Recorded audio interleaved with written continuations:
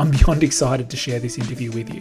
It was insightful, inspiring, and at times emotional. Such was Trevor's passion for inclusion in sport and lifting that stigma around disabilities. This one is a cracker. Stay with me.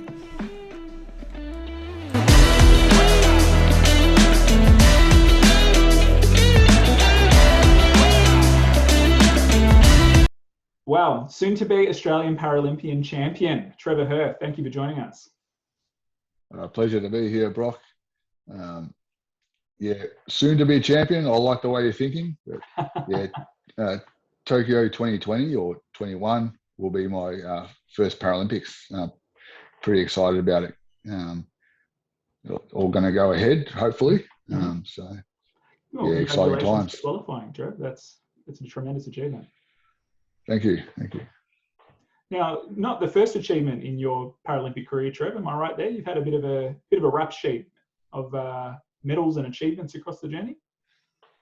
Yeah, so I've been involved in the Australian team since like 2013. Collected, I think, maybe 13 international medals, a few titles along the way.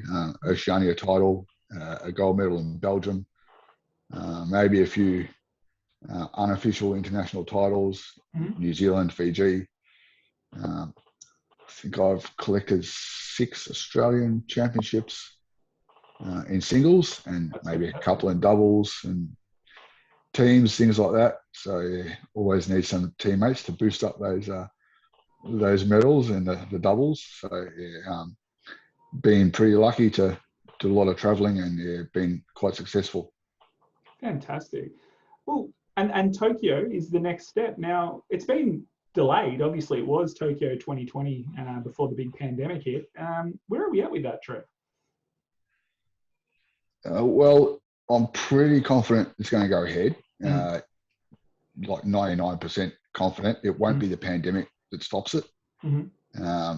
So there's the number one reason being Tokyo Olympics and Paralympics, they are together as one event, even though they're held on different days. And a lot more to do with the Olympics. There's like the athlete village where the housing has actually been sold off, and there's already 15,000 residents that don't have housing at the moment. So they should have been in there a year ago. Yeah. But like with COVID and all that, all the protocols in place, like it's kind of been like a big hub, and they've released a lot of the information about the protocols. It's going to be pretty standard. We're pretty strict in Australia and sort of understand how it's all been done with a lot of sports, especially the Australian Open tennis recently. So I'm pretty confident it'll all run smoothly. Won't be as exciting. Maybe the crowds won't be there, and there won't be as much social interaction with. Pardon my ignorance, but what is the COVID situation in Japan like at the moment? So Tokyo hit their worst probably about 2 months ago and started to have some lockdowns, some soft lockdowns, not so strict, like where bars and gatherings closed at like a curfew, maybe 8 o'clock. So, and the numbers have come down in the past month or two, and I think they're just starting to get the vaccine rolling out over there. But even without that, it's going to be our own hub for all the athletes, and a lot of testing, a lot of I think the 14 days before flying to Tokyo, there's all contact tracing for all the athletes around the world have to have a contact tracing sheet. And so that means that everyone's almost going to be only doing the essentials those 14 days before flying to Japan. So, and that includes everyone, like media, officials, sponsors, corporate. That's all going to be like that. So I think we're in pretty safe hands. What's the current date at the moment that they're anticipating kicking off? So Olympics, I think, starts in June. And then Paralympics begins at the end of August and goes into September. So that's I don't know exact dates off the top of my head, but that's yeah, that's when it's all going to happen. I think we're allowed to fly in to Tokyo 7 days, or fly into the village Mm-hmm. 7 days before. Yeah. Um, Before the competition starts. So I think table tennis is playing on the first day, and so then I'm allowed to fly in 7 days before that, get settled, do some training. But some sports don't start till the second week, so they might miss the opening ceremony, things like that. Sure. Yeah. Well, I'm sure this is a combination of a bit of a dream for you. Have you played on other international competitions at this scale before? Yeah, I've been involved. I've qualified for 2 world championships. Played in 3. One didn't have qualification. Mm-hmm. So I've had, in table tennis, from a pure sport perspective, Mm-hmm. the world championships are a higher level than the Paralympics. Is that right? But the Paralympics are a showcase event. Like not see. as many players get to qualify for the Paralympics. Mm-hmm. So it's like the field is narrowed a little bit. Mm-hmm. Whereas the world championships, you're guaranteed you're going to have the top 15 from each class there. Yeah. So they're the two main avenues to represent your countries, through the Olympics and through the World Championships. Yeah, high performance targets sort of start at the regional level. So for Australia, it's Oceania. Mm-hmm. Like it's not as big as saying winning an Asian championship or European championship, because they've got much tougher fields over there. They have bigger funding opportunities. Yeah. So our high performance targets based on world championships and Paralympics. There we are. So tell us a bit more about that, Trev. What's it like representing your country? I see you've got your green and gold on right now. Representing why not? Yeah, representing Australia at an international level. Tell us about those experiences. Yeah, so it's pretty exciting. Like you always are respectful when wearing the uniform. You sort of know that if you're traveling in a group, that others are always looking at the Australians. The uniforms, the bright yellow, the canary yellow, or Aussie gold, as we like to call it. Yeah. So you always, want to be on your best behaviour. You always want to, like on and off the court. So it's pretty special. Like I sort of went from amateur player into representing Australia almost instantly. We might go into that a bit later if you want, but and like you get to a stage where you take it for granted that you earn your way into the team, and like you're so focused on your individual performance that like, okay, I'm comfortable representing Australia. Like it's not like something as amazing as first stepping out in your first match. But lately through COVID, the team coaches and team captains set up. We had a lot of Zoom meetings online, as sort of everyone has over this time, and that's right. We've really set our parameters for team values. So that's really something where we have pride in wearing the uniform. We look after each other. We care for each other. We strive for excellence. We celebrate excellence. We celebrate the little wins. It might be in training, or it might be, taking a set off a number one opponent or something like that, where we really have a strong bond in our team that's probably formed over the last 12 months. We've always been. Yeah, that's really interesting to hear, Trevor. Because you wonder about that at outside of doubles. Table tennis is obviously an individual, well, probably perceived as an individual sport. It sounds like you have some pretty strong team dynamics there. Yeah, you have to be driven as an individual to get success. But you can't do it without your teammates, especially like training opportunities, things like that. Table tennis players with disabilities don't grow on trees. There's a limited players sort of based in Melbourne, so I can get some good training opportunities. And the Vics and the Melburnians are pretty close. We like to think we're better than everyone else, Victorians. We're not. Is that right? We're the ones that bring in all the medals, Right. So Victoria in particular is producing some success in table tennis. Yeah, absolutely. Yeah, there is some of the top players from some of the other states. I won't name them, but But hello, if you're listening. Yeah. G'day Adelaide. G'day Queensland. But we're a really close group, and I can't wait to represent Australia at the Paralympics. Mm-hmm. Not just being a part of the table tennis team, but the big team. Mm-hmm. It's going to be pretty awesome. I can see you can't wait. Over your face, Trevor. It's really passionate about. It's going to be big. That's really exciting. Well, it sounds like it's going to be a really memorable moment for you. Tell us about some of the other memorable moments you've had in your table tennis career. Perhaps any big victories or medal winning opportunities you've had. Yeah, there's been a few big memorable moments. Probably my first tournament was in Thailand, and I reached the final, and I got to play against the winner of who came straight out of the London Paralympics winning the gold medal. Wow! And his name was Rung Roj, so we call him Rung. The pressure the pressure was on, I tell you. So he was basically treated like a king in Thailand. Wow!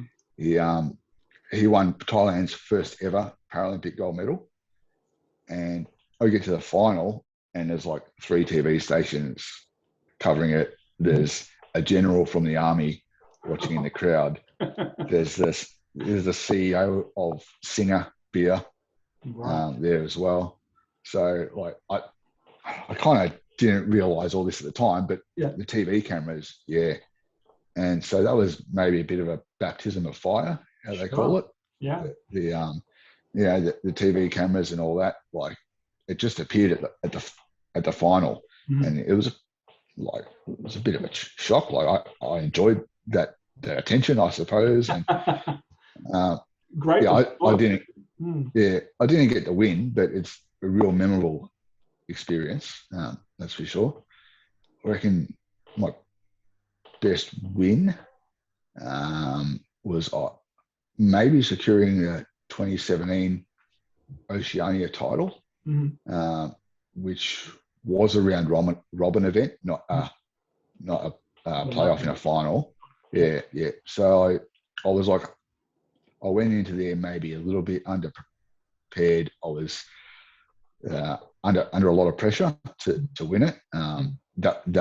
That qualified me for the 2018 World Championships. So would you have struggled to qualify without a victory there?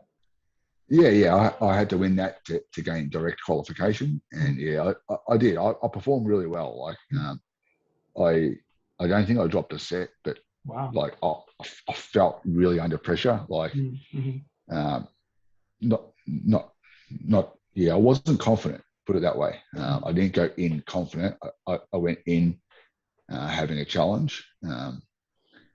But I think pressure like that can really reveal character, Trev. So it tends to go one or two ways. Those situations, you either perform above your usual level or significantly below. It sounds like you're able to rise to the occasion. It's that pressure where you are the favourite to win. Of course. And it's a little bit. You kind of like to be the underdog, That's right. But being able to perform under pressure, I'm pretty proud of that. For one-off games, I reckon I had a big comeback overseas playing a tournament in Hungary. I played a guy who was like, maybe he was 6'6", big dude. Gabriel. A lot of table coverage with the wingspan there, I imagine. Yeah, absolutely. His name was Gabriel Semi from Slovakia. And I think I came from 2 sets down, and I was down 7-2 in the 5th set. And he had a lot of family and friends there cheering him on. I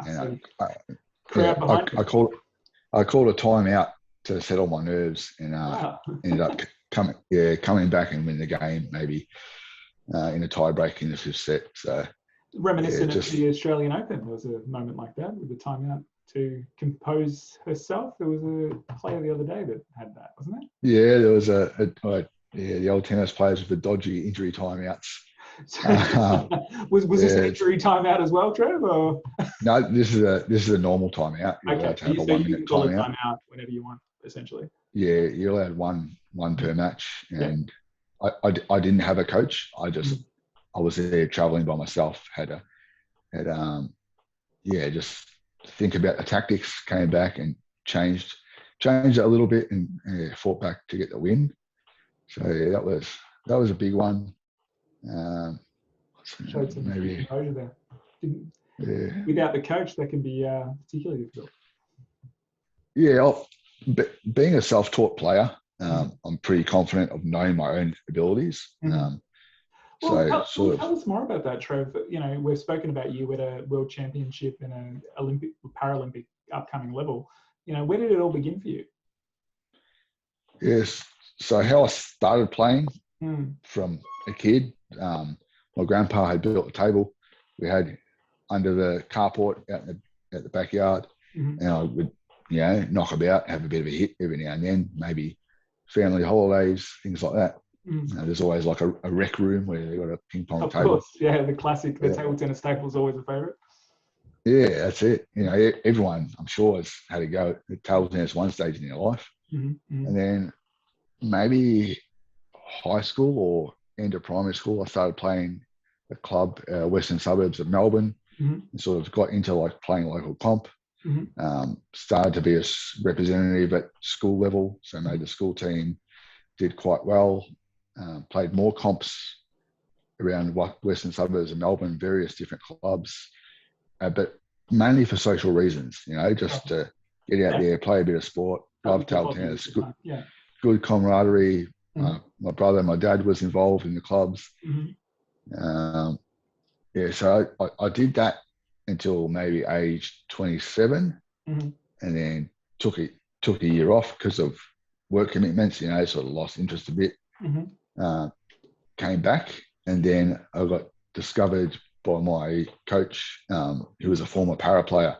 His name is Mick Tomlinson, and Mick invited me to play in the Australian Championships, which were going to be held at Ballarat. So Trev, when you say discovered, so you were playing at a club level, were you under a para classification through that, or was this? No, I'm just playing at the local club, just not normal matches. Playing against everyone, and the coach noticed I had like disability with my leg. He saw me sort of limping and goes, "Oh, you're interested in playing Paralympics?" And I had no idea. I'm like, I'm not missing an arm or anything. I'm not. How do I qualify for Paralympics? And he sort of explained to me, look, you go and you get classified. So they put you into a category. You have a medical examination, you have a technical examination, and then they assess you in competition to see like your balance and things like that, how much power you have. So and so they put me into the most severe category of standing players. So if my disability got worse, I couldn't go down anymore. I could play in wheelchair level if I wasn't able to walk or whatever.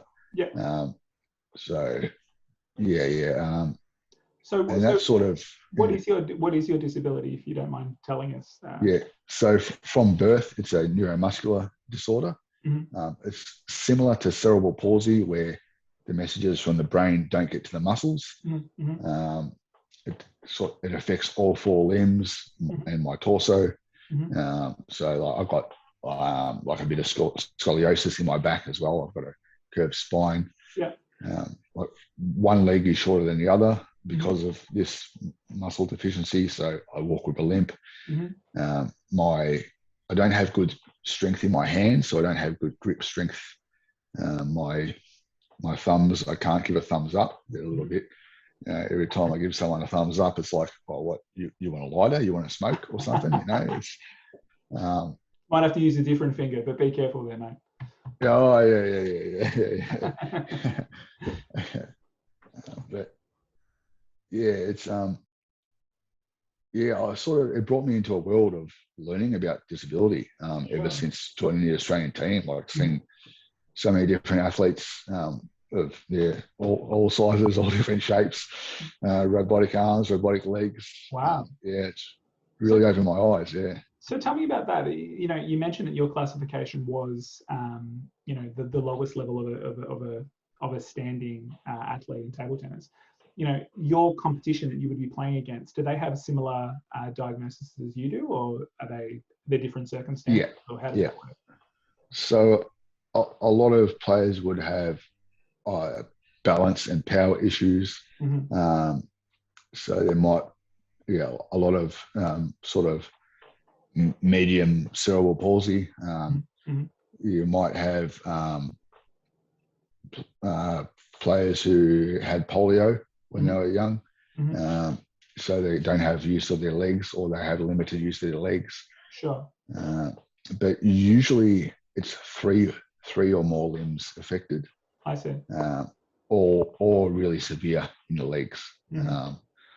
So yeah, mine's all four limbs, medium affected. So that sort of gets me in, into that category. I would say that if my thumbs and hand strength was okay, I would be like in the next tier, in the next class. And then once you go up to the one after that, you visually you almost can't see a disability in some of the the athletes. Yeah, there's some really strong guys in a class. So I'm what's called a class 6. There's 11 different classifications in para table tennis. So you got 1 to 5 is wheelchair, 1 being the most severe, like quadriplegic. And you got standing is 6 to 10, where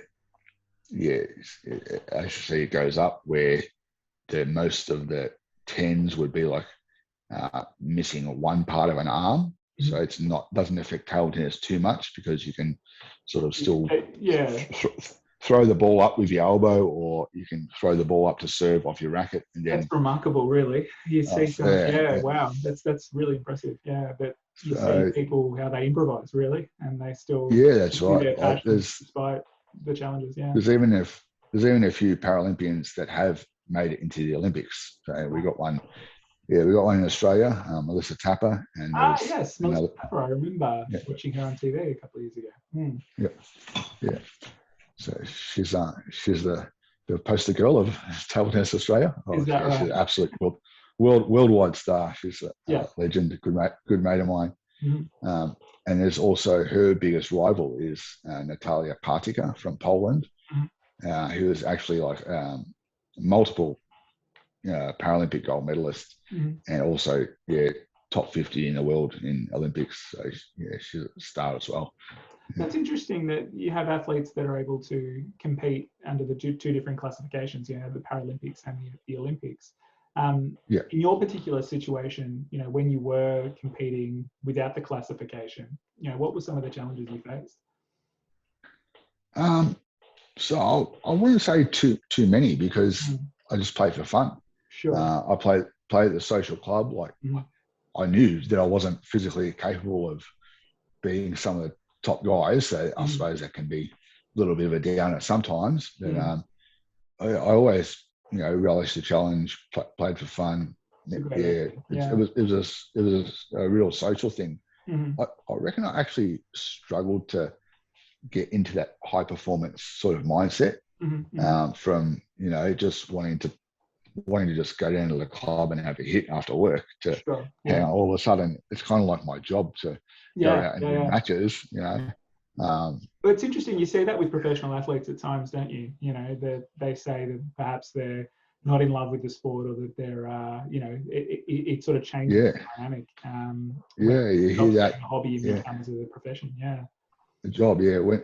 I always have to keep a fun element of it. I always make training fun. Always have a bit of banter with the guys at the local club, Yeah. even international tournaments.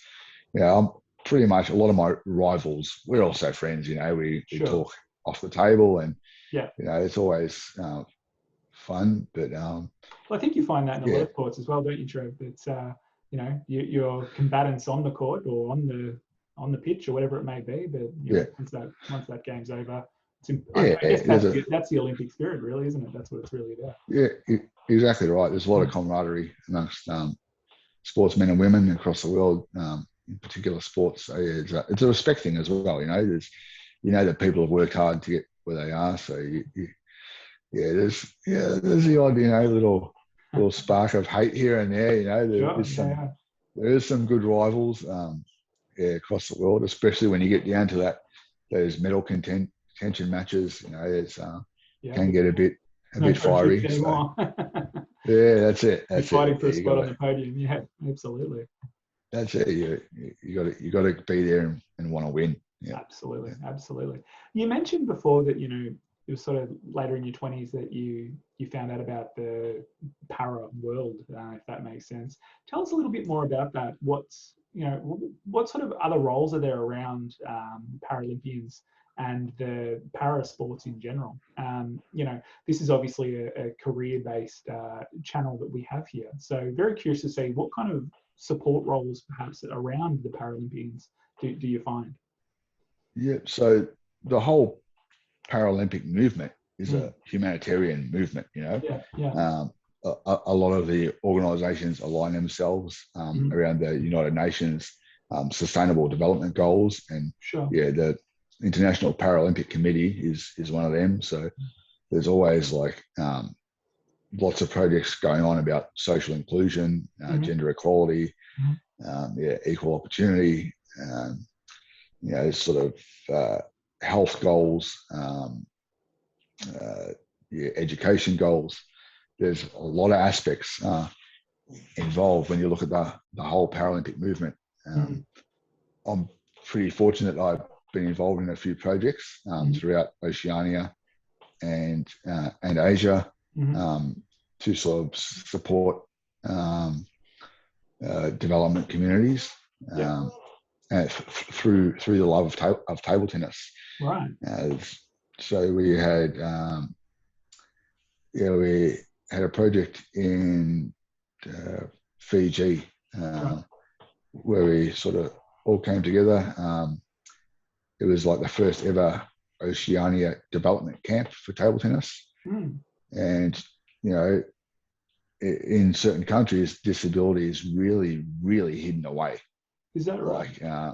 You almost wouldn't see anyone in a wheelchair at the local mall, or you wouldn't see, a lot of disability is seen as a curse, looked down upon, and it's terrible. I think is part of that because of limited accessibility to the sports and to that's right.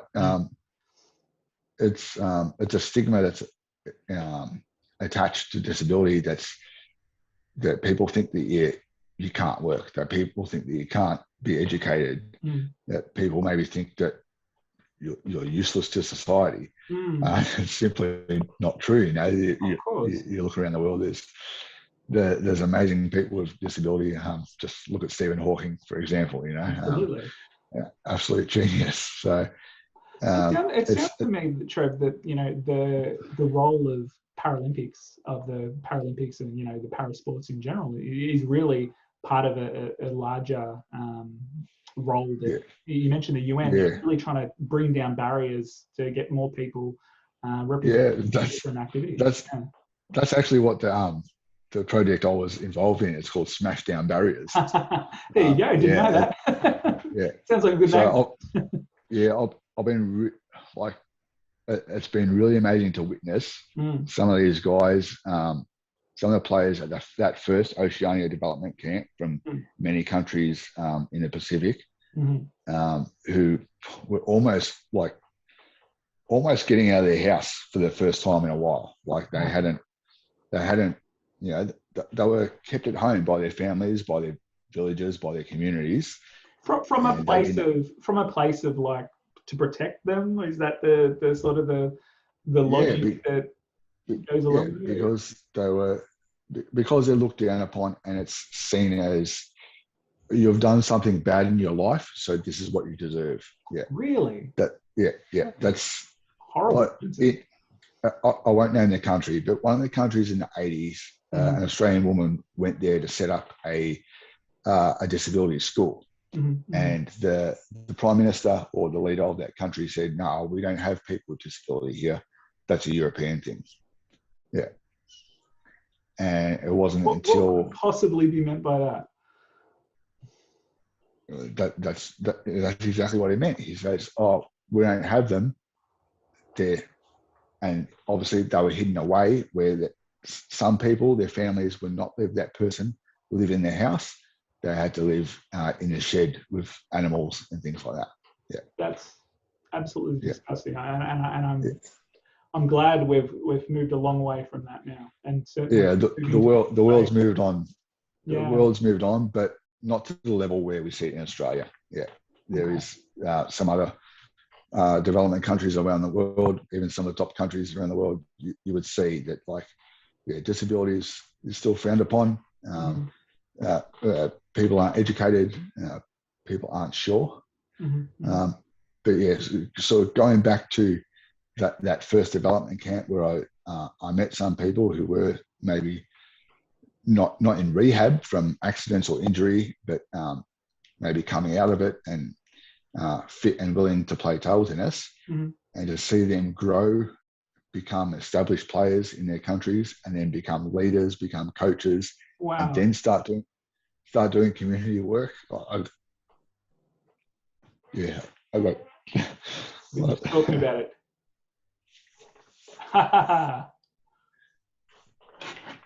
You all right, Trev?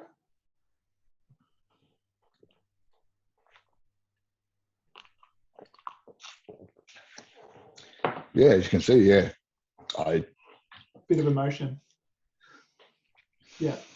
Good on you, Trev. That's really powerful work. And I tell you what, as an Australian, listening to you explaining the work that's being done and really raising the profile of disability and all those people that are affected throughout the world. As an Australian, I'm incredibly proud of you, and I'm sure anyone watching this would feel the same way. That's incredible work you're doing, and look at the lives that you've been able to impact and will continue to impact. And I'm hoping this video can impact some people's lives as well, and move away from that stigma, because it is very archaic and ridiculous. Yeah. It's I think in certain ways I want to get involved more in this type of work, because it's pretty rewarding as well. Like, once you do see these people grow and they're mates of yours, it's sure. It's pretty awesome. Yeah. Wow. And have you had other experiences, with, you mentioned projects and you mentioned international committees. Have you served on anything like that, or had any opportunities at a broad level? I don't like to do things sort of, every time I do things, I like to do things 100%. So I can see your passion there, Trevor. I really can. Yeah. I'm really involved as an athlete rep. So in 2015, I sort of discovered this, where I was almost accidentally nominated to be the Australian rep to represent Oceania in para table tennis. So I got onto the International Para Board, the Players Committee, and then very, very quickly elected to chair within that committee. Right. So that sort of pushed me into the world of sort of board meetings and things like that, where all of a sudden I was sitting next to the vice president of International Table Tennis Federation and didn't really even know who he was. So they made a suit out of you, Trev. Yeah. Do you have your own blue blazer? I don't have a blue blazer. I've got my Australian tracksuit jacket. That'll do me, mate. And so that lasted for a while, and that was strictly like a para role. We did some good work there, and then that disbanded, and then a year or so later got opportunity to run for the International Athletes Commission for table tennis, and that's like a combined para and Olympic. Yeah, so I got elected for that, and that's next level again. There's a lot of good work that goes on in there. There's, I think, 5 or 6 Olympic medalists, gold medalists. So like, I'm working alongside absolute legends of the sport, which is pretty bloody cool. Yeah, absolutely. It's really cool, and there's a lot of respect between all of us. And recently within Oceania, I've been elected to chair of like the same type of committee where it's para and Olympic.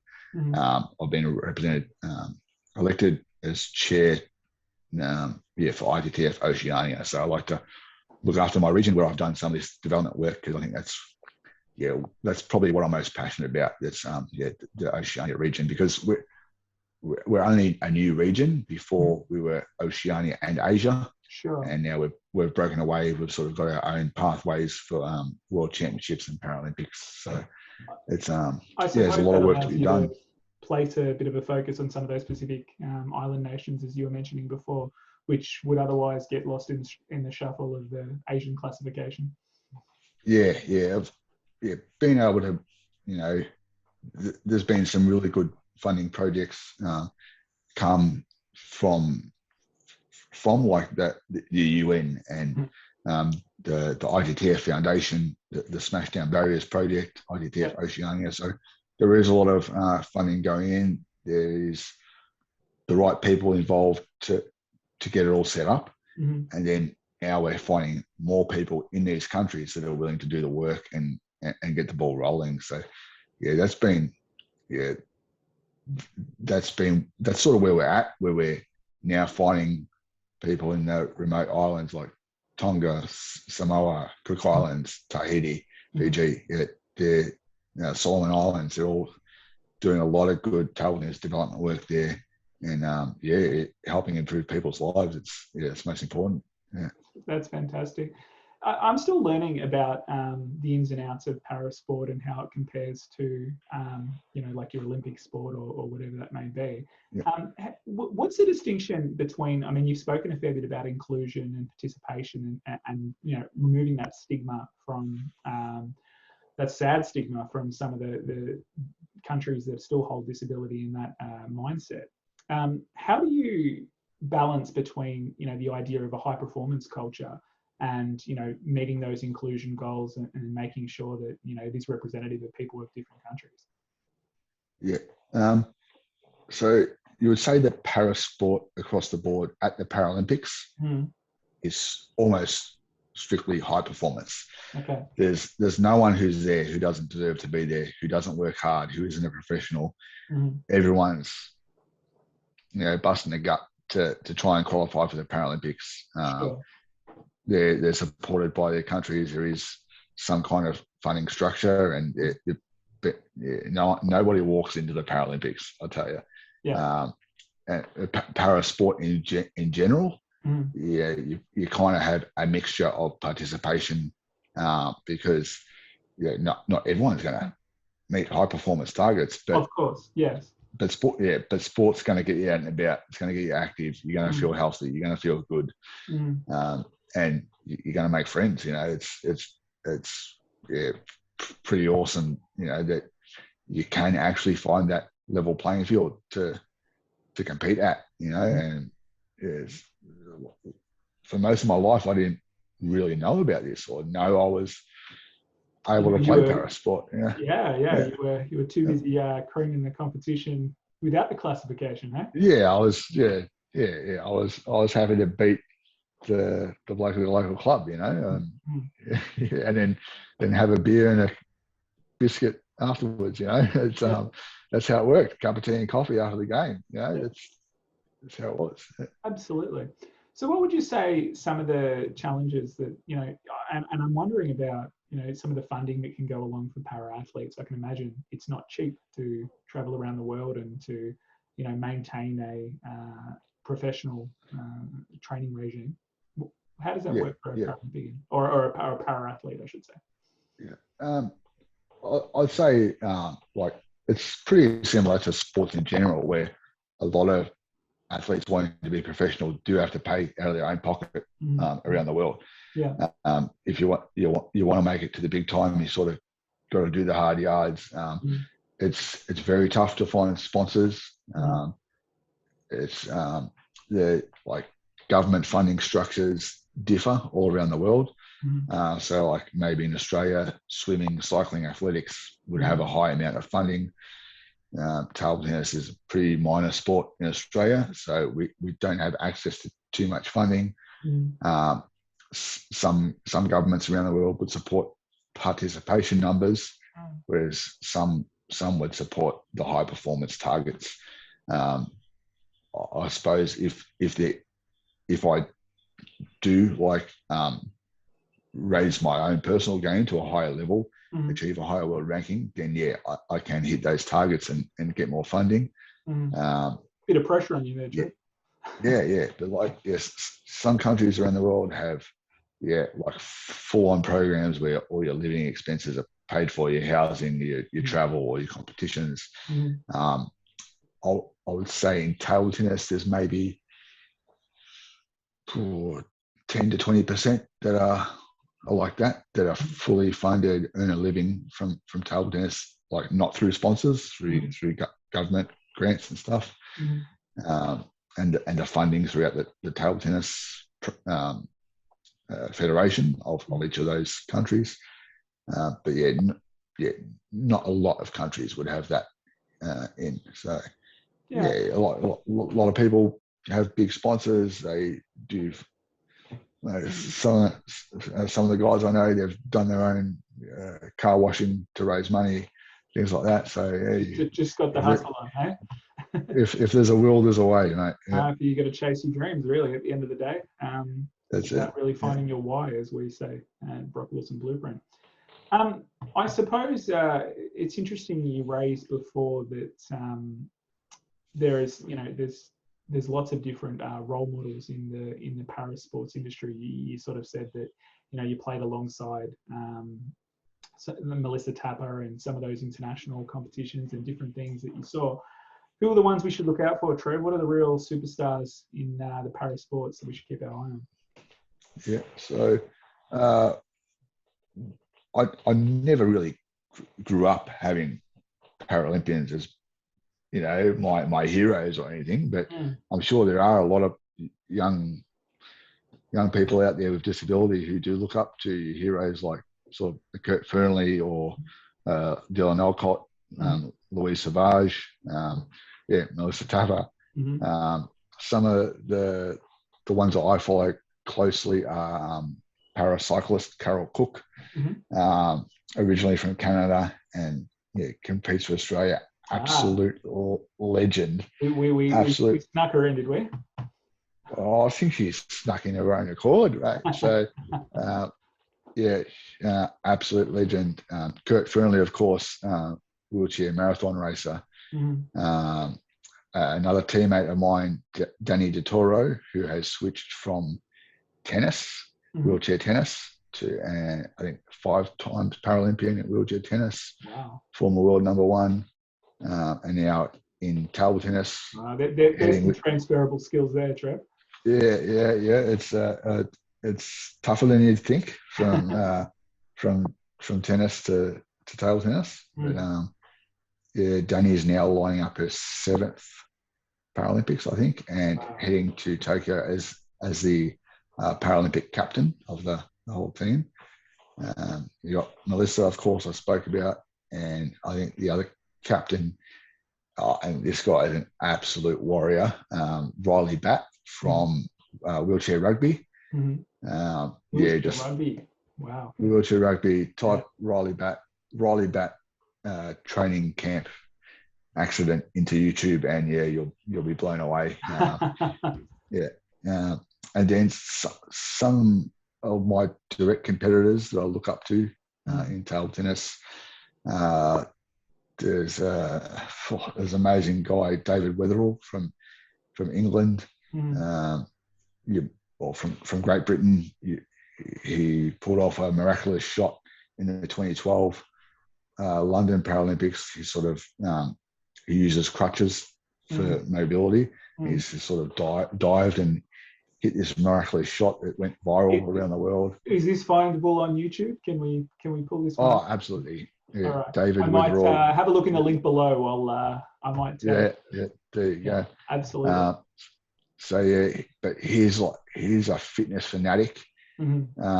He's got muscles upon muscles and just really well spoken. He's done a few TEDx talks or TED talks.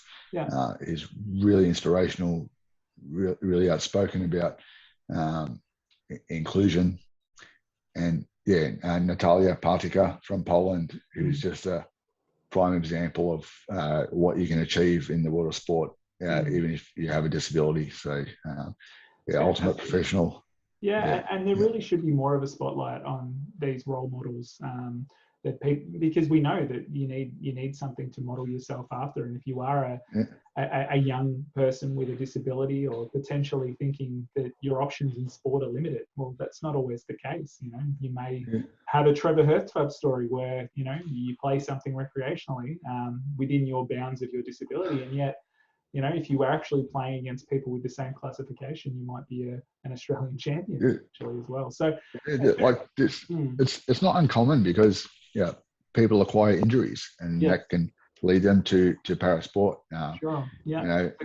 Some kind of workplace injury or car crash, or rugby player with often have the spinal cord injuries, and then they take up parasport. So it's you can you never wish that upon anyone, but it can't. It happens. Something like that. It can open up doorways, Absolutely.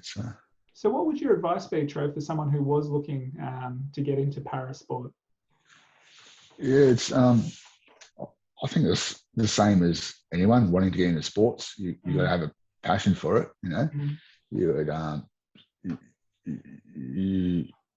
if you're just starting out and you want to try out a sport that you like, you source out your local club. You maybe get your family or get some of your friends involved. You go there. You got to have fun. You got to enjoy what you're doing. I think your local club is. You can always reach out for them to support you. They might be able to find pathways to the state championship. They might be able to improve training. They might be able to supply a coach for you. You get into your state level, you might be able to reach national level, and then you might be going to the Paris 2024, LA 2028, or Brisbane 2032. Fingers crossed on that one, hey? I think. Well, I suppose it's really a mindset that you're talking about there. I mean, you're really looking at it from the perspective of, if people do have a disability, they should be looking for the opportunities and the pathways and the potential that they could pursue, rather than seeing those barriers and going, well, no, I couldn't play rugby, I have a disability, or I couldn't play this because I have a disability. Where you don't know that actually. There may be opportunities there.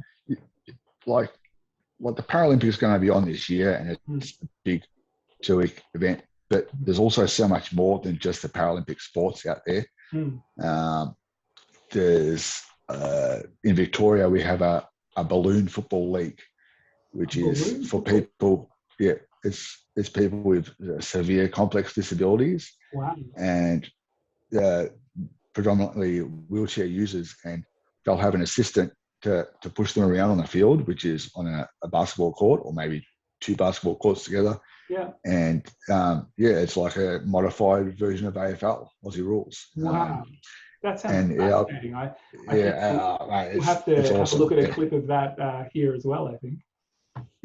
So Balloon Football League, like the end of the season, they even have a Brownlow medal at the Dockland Stadium. So it's a full-on it's a full-on like amateur league, and it's one I've luckily been involved in the past, and it's fun. It's absolute fun. Yeah. I want to see it. I'm really excited to actually have a look at this now, and I think how inclusive it is certainly the key point there as well. It's wonderful. Yeah. What about and we are a careers focused program here. What would your advice be to someone who was looking to perhaps work in the parasport industry? Yeah. First of all, you shouldn't be scared of parasport. There's maybe a lot you'll learn, but there's a lot that if you believe you have the skills to work in sport, then you've already got the skills. You'll learn how to adapt. If you've got the passion, you'll want to care about the athletes. If you want to be like a coach or a physio, or you want to do admin, or whatever you want to get involved in parasport, you treat people fairly and equally, and you back yourself. It's a great industry to be involved in parasport. Like you don't hear any stories you don't hear many stories of bitterness or things that have gone wrong. It's like one big family, I suppose. Everyone's realizes that extra responsibility of the Paralympic movement. Where those underlying UN sustainable goals. They're all in there somewhere, and there's a lot of positivity. Getting involved in parasport, that'll change your life. Yeah. Absolutely. Trev, your story is truly an inspirational one, and you're not just representing your country, you're also representing disability and people who perhaps would look at stigmas or limitations on what they can do rather than the opportunities. And you're really, I think, going back to what you said before about breaking down barriers is the name of the tournament. I think that's a really great way to look at it and look at those opportunities. And I think you're a perfect example of what can be achieved once you shift your focus a little bit and you have a look at what are the opportunities in front of you rather than the limitations that you have. Trev, we're all very proud of you. How could we find you if we want to reach out to you on social media? Because I'm sure there's going to be some people very interested in your story. Yeah, cool. You can find me on the regular socials, Insta, Facebook, Twitter, at Trev to Tokyo, or hashtag Trev to Tokyo. I also got Trevor Hirth on LinkedIn. Always listening out for sponsorship opportunities. I've recently signed up with people. What a story! Recently signed up with Pickstar, which offers keynote speaking, motivational speaking. I can do disability awareness programs, like video requests, Zoom meetings.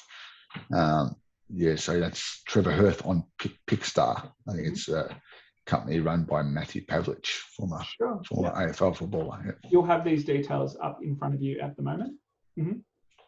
Yeah. Absolutely. Trevor, it's been an absolute pleasure talking to you. And look, I'm sure plenty of people are sitting here feeling as inspired listening to you as I am. So thank you for your time. And perhaps we could get you back for another interview after the Paralympics and we can check in with how you went. Right. Yeah, I'll be back after the Paralympics. I'll speak to you in person and I might even get to try on the blue blazer. Oh, mate, it's going to take a gold medal to get that off. I tell you what. Yeah, you never know. I might just bring one home. Hope so, mate. We're all rooting for you and we'll be cheering you on from afar. Fingers crossed. All the best, mate. Thanks very much, Brock. Pleasure. Bye.